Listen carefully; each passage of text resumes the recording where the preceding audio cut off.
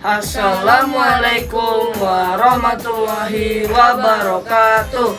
Perkenalkan, nama saya Muhammad Zaka Majida Zalwin. Dan nama saya Muhammad Rizkyandra Ananditya. Kali ini kita akan membahas mengenai peristiwa Isra Mi'raj. Isra Mi'raj, peristiwa penting dalam sejarah Islam yang terjadi pada malam hari antara Nabi Muhammad SAW dan Allah Subhanahu wa Ta'ala. Peristiwa ini dibagi menjadi dua bagian, Isra dan Mi'raj. Pertama, Isra. Pada malam Isra, Nabi Muhammad SAW diperjalankan dari Masjidil Haram di Mekah ke Masjidil Aqsa di Yerusalem dengan menaiki sebuah kendaraan langit bernama Buraq. Ini adalah perjalanan fisik yang sangat cepat, yang hanya memerlukan waktu sebentar saja, meskipun jaraknya sangat jauh. Kedua, Mi'raj. Setelah sampai di Masjidil Aqsa, Nabi Muhammad SAW kemudian naik ke langit dalam perjalanan yang disebut Mi'raj. Dalam perjalanan ini, Nabi bertemu dengan sejumlah nabi-nabi sebelumnya, Nabi Ibrahim, Musa, dan Isa. Di akhir perjalanan Mi'raj, Nabi Muhammad SAW berada di Sidratul Muntaha, tempat yang sangat tinggi di mana tidak ada lagi makhluk yang dapat mendekat. Disinilah Nabi menerima wahyu tentang kewajiban sholat 5 waktu.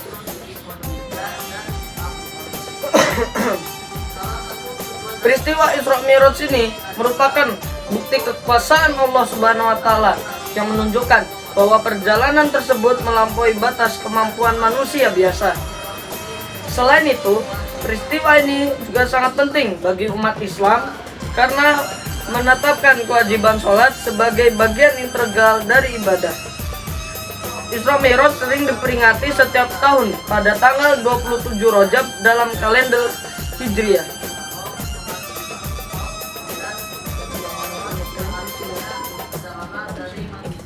Dalam peristiwa Mi'raj, Nabi Muhammad SAW melakukan perjalanan melalui 7 langit yang berbeda. Dan setiap langit tersebut memiliki karakteristik khusus serta nabi-nabi yang ditemui beliau.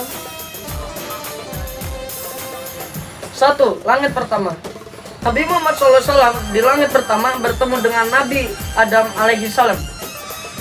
Nabi Adam adalah nabi pertama yang diciptakan oleh Allah Subhanahu wa Ta'ala dan juga bapak umat manusia di langit pertama ini.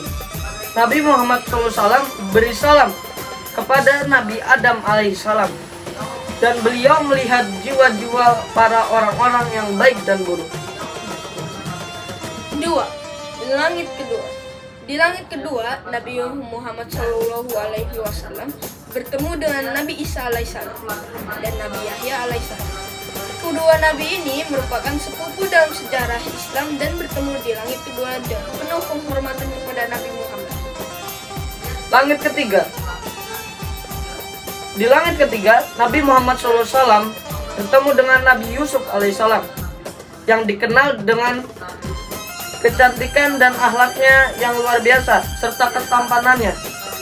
Nabi Yusuf menyambut Nabi Muhammad dengan penuh kehormatan. Langit keempat.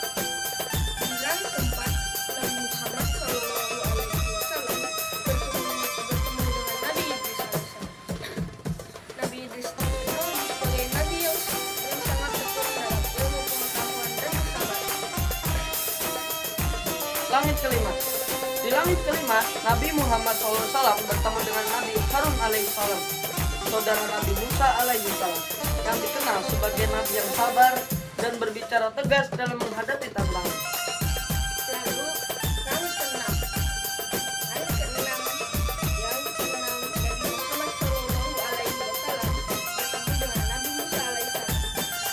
Nabi Musa alaihissalam adalah seorang nabi yang diutus kepada Bani Israil, dan beliau memiliki banyak kelemahan dalam menyebarkan wahyu Allah.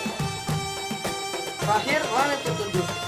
Di langit ketujuh, Nabi Muhammad SAW bertemu dengan Nabi Ibrahim alaihissalam yang dikenal sebagai bapak para nabi dan pengikut yang setia kepada Allah Subhanahu wa Ta'ala. Beliau berada di dekat Sidratul Muntaha tempat yang sangat tinggi, di mana tidak ada lagi makhluk yang dapat melampaui batas tersebut. Di akhir perjalanan, Nabi Muhammad SAW sampai di Sidratul Muntaha yang merupakan batas langit dan tempat yang hanya bisa dilalui oleh Nabi dan malaikat tertentu. Di sana beliau menerima wahyu langsung dari Allah Subhanahu wa Ta'ala, yaitu perintah untuk menunaikan sholat 5 waktu yang menjadi kewajiban umat Islam hingga kini.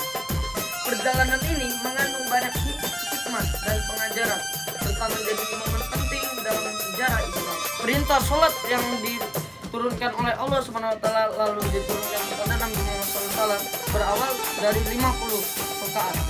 Akhirnya Nabi Ibrahim berkata kepada Rasulullah SAW bahwa umatmu tidak sanggup melakukan rakaat tersebut. Maka akhirnya Rasulullah memutuskan untuk meminta dikurangkan rakaat tersebut kepada Allah Subhanahu wa Ta'ala. Tapi karena berulang kali Rasulullah SAW balik kepada Allah SWT, akhirnya Rasulullah merasa malu. Dan akhirnya Rasulullah berkata kepada Nabi Ibrahim alaihissalam bahwa umatku akan sanggup melaksanakan rakaat tersebut. Dan akhirnya rakaat sholat yang kita tunaikan adalah 5 rakaat. Dan Rasulullah SAW akhirnya menunaikan sholat pertama bersama para malaikat dan Nabi, dan akhirnya lama kelamaan sholat itu diperintahkan kepada umat Nabi Muhammad SAW hingga kita sampai sekarang. Dan itulah kisah Isra Mi'raj yang dapat kita sampaikan kurang lebihnya. Mohon maaf. Assalamualaikum warahmatullahi wabarakatuh.